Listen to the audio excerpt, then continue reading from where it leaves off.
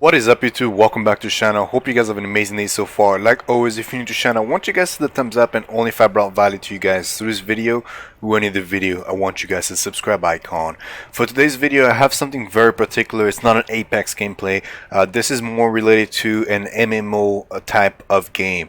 Now, this is Conqueror's Blade. It's a game that you can ultimately find on Steam. It is free to play. But obviously there's items you can buy and things like that, which I will put in detail here. Now I'm gonna do just an overall gameplay on how things work, what you can see here, what type of game it is and stuff like that. So if you already know what Conqueror's Blade is, you can click out of this if you don't really want to know how to, pretty much. Long story short, this is a medieval type of gameplay. Now you do have troops that you control. You will be going into battle against other people, like you see right here, all those individuals that you pretty much, whenever siege battles, open field battles, house battles, map battles, just things in general that you can do. Now there's other things that you can do when it comes down to the PvE aspect of the game, like rebel camps, farming, and other things like that, which I will go into detail throughout multiple videos because there's so much into that single one. But for today, I want to talk to you guys about the different screens that you have here. So this is pretty much my champion here, which you'll be able to see. So this is my character, level 107. Now I'm not the highest level. I started this account back when pretty much the beta phases, really. So a lot has changed in this game, like just the room pages and stuff like that. Those are pretty much new. But long story short, here's a character. You'll be able to put different abilities and stuff like that, and go from there. So the mount is the horse that you're gonna be fighting with, or in most cases running around with. Then you have different attires that you can buy and stuff like that. Now this is premium coins and stuff like that that you can actually buy. They don't do much, it's just custom cells and stuff like that, so that's something you can do down the road. This is emote, well, everybody knows what this is. And then you have the skill set for different. So this is really what we'll be spending most of my time talking to you guys about. So this is all the different type of characters you can play. So if you choose the male character, you can ultimately play really any of these champions except for the dual blade, I believe, and the short bow. So those are two characters that ultimately ask for females. So everything else you should be able to play openly. Now if you are female characters, I don't think you can play anything else other than the short bow and the dual blade. Now it might be incorrect because I don't play any of those two, so at the end of the day, no, just kind of figure it out as you go. But long story short, I maxed out mostly the bow, mostly because I love the long range aspect of the game. So everybody has different aspects. You have the glaive, which is the most popular one for most part. The glaive and the sword and the shield are one of the most popular ones, mostly because it's just, more aggressive. It's kind of a medium type of tank, so you do a lot more damage just than any other class for the most part. Now the Pike is the most recent game that we just got recently, or the recent character that we just got. Just got an invite to a house. I'll worry about that afterwards. But anyway, so this is pretty much just like the different characters that you can pick. You have the spear, the maul, the long sword, shield.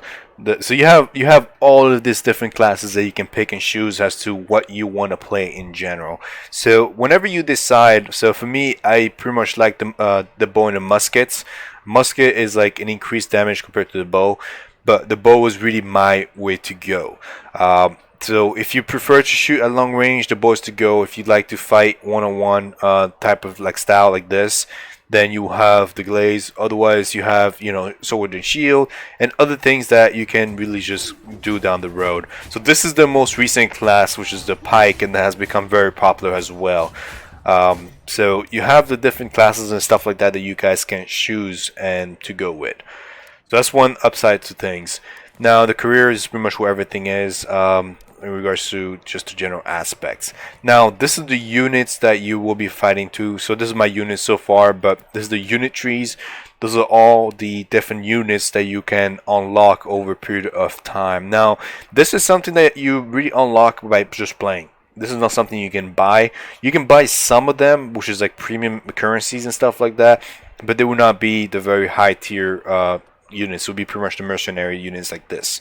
So you have some decent type of units you can pretty much get, but again, like I said, it really depends. So that's one thing that you will have is different mercenary and stuff like that.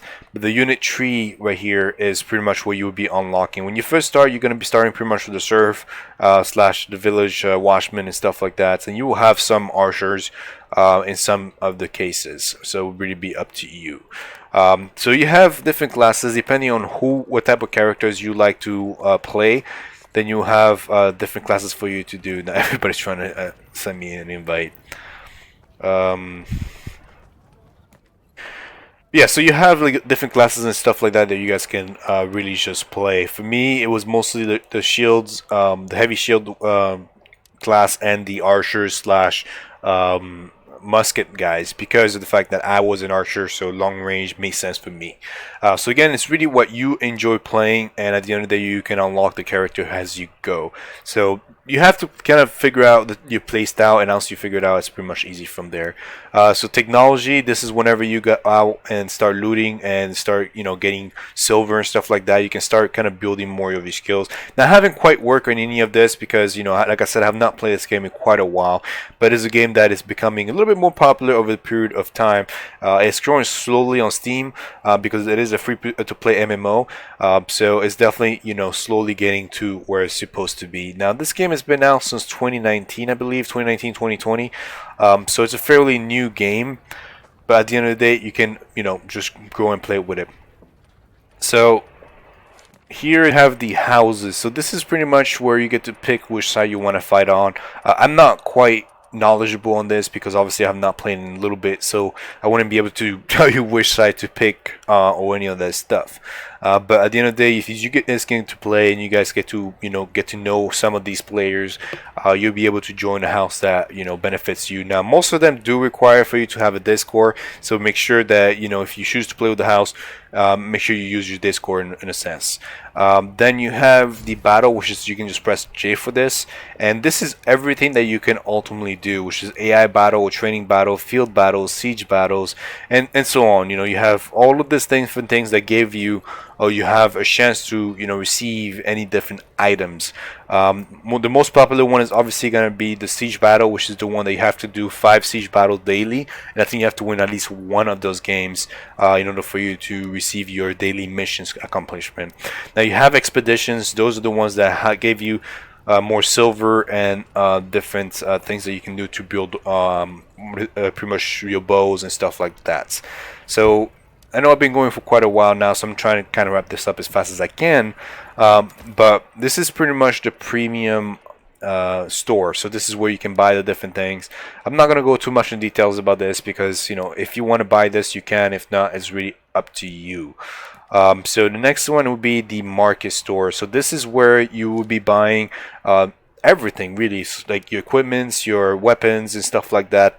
Now this does cost silver, which I'll be doing a separate videos on how you guys can acquire more silver within this game. So there's a couple of ways, but I'm going to tell you very simply, which is ultimately just buying, like going out outside of your keep and really just getting resources, pretty much risking getting in a fight with other players for resources and then selling it like this in order for you to make silver. Now I have 65,000 silver right now, but by selling all this I will have an additional 20 or 30,000 silver. So over time, you know, you do this every single day, you can eventually get to a couple millions of silver and be able to buy very good gear. So this is the different levels of gear that you will see here.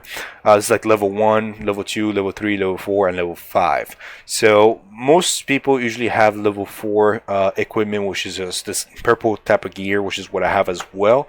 Now they just recently introduced the level 5 gear, which is quite hard for you to even produce. But if you're able to get these, then ultimately, you know, you can buy with silver, or you can create them by just going out and farming the equipment and then upgrading them over time. So there's a couple of ways for you to make, you know, weapons yourself, or you can simply just use silver in order for you to buy it. So it's really, you know, what you want to do here.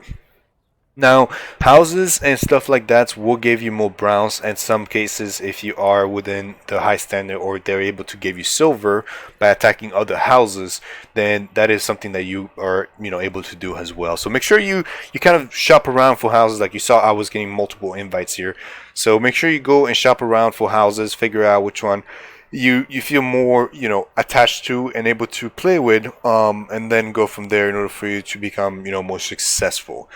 So figure out where you want to go, and then you'll be in a better position.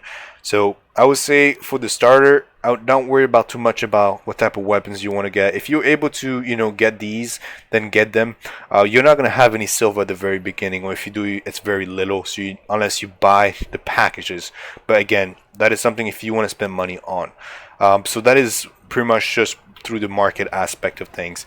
So this is all the missions that I have. This is my daily missions, what I will have to do today.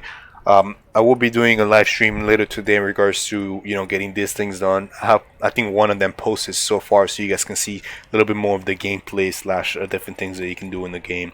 Where I actually talk about the silver aspect as well, so you should go check that out. Other than that, it hasn't been anything very special. You do have the premium app spec, which is 30% more hero units, 30% more browns, 30% more honor, etc., etc., etc. So other than that, this is just like the stuff. But long story short, this is going to be the map. So this is where I'm at, which is my keep right here. So you get to pick which side of the map you want to be on and fight for. So all this green, orange looking thing is pretty much owned by a specific house, as you guys can see. So each little area is owned by a house, and that's what people battle out, is the different regions and stuff like that. So in this case, I'm all the way over here. Now, this keep is an AI, so it's not controlled by any house. It's not owned by anybody. But in this case, you can see that this is a House of Lords, pretty much last legion or whatever they call themselves. So whenever you decide to do the house battles, you'll be fighting for regions like this, and the more regions you control, the higher chance you have to get more silver. It costs you a little bit less for you to go farming, which you'll be farming these little things right here, like village farms, cotton fields and stuff like that. So that's what you'll be farming for, and then selling for silver. That's where you're going to be buying your weapons and gear and whatnot. Alright guys, if you enjoyed this video and I introduced you to Conqueror's Blade and you enjoyed this, let me know in the comment section. Make sure to hit the like icon.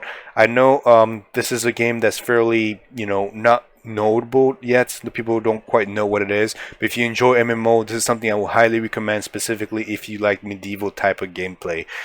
So if you like any sort of medieval type of game, this is the way to go. I will be doing some fighting videos down the road on just the overall bow aspect of the game.